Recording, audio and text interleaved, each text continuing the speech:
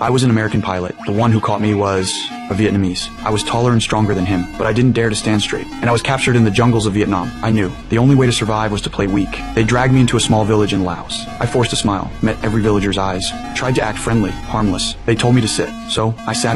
Later, they took me deeper into the jungle, tied me to a tree, and fired shots at me. Bullets missed. They were just trying to scare me. I cursed them out. They stepped closer, fired another round right by my ear. My head rang for minutes. When they got bored, they dumped me in a rotten prison hidden in the jungle. There were already a few POWs, all pilots, shot down and locked in here. Some had been trapped for more than 2 years, skin and bones, barely surviving. Every day, they prayed for the war to end, for freedom, but no good news ever came. At night, our hands were crossed and locked together. We lay side by side, couldn't even turn over, our feet chained tight. Because the food was so bad, one guy with stomach issues shit his pants every single night.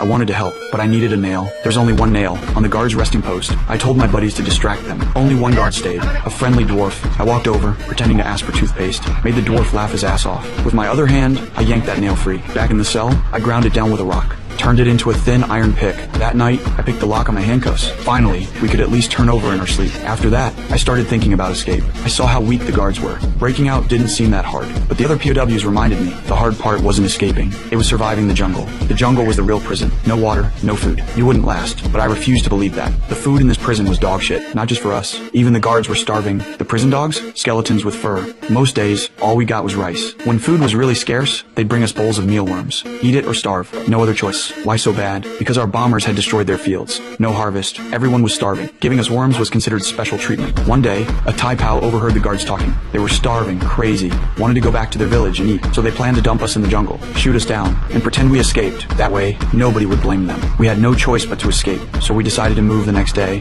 Good thing I'd been planning for months. That noon, while the guards ate, I used a mirror to scout outside. Once I was sure it was clear, I opened the fence. First, I stole their rifles, handed them out to the others. We'd split up and attack. In the kitchen, 7 guards were eating. Right before we struck, one guy got so nervous he puked. I clenched my jaw. No more hesitation. I rushed out and opened a fire. Dropped a few instantly. Shot down another, charging at me with a blade. But when I turned around, none of my men followed. They betrayed me. I screamed at them. Cowards. I spared the friendly dwarf, grabbed the supplies I needed. But the escaped guards would be back with reinforcements soon. We couldn't stay. We bolted into the jungle. Out there, we ran into those traitors again. They were already wearing stolen boots. Turns out, they weren't preparing to fight. They were stealing shoes. I cursed them to their faces. In the end, we split up. Before leaving, I traded a magazine for their machete. Former comrades, now just selfish strangers. Luckily, the rainy season had come. When the storm poured, we opened our mouths for water. At least that problem was solved. The rice we'd hidden in the shit bucket finally came in handy. After days of walking, we found a river, chopped logs, built a raft, hoped to float downstream. But before long, we hit a waterfall. The raft plunged. We fought like hell just to survive, but every last supply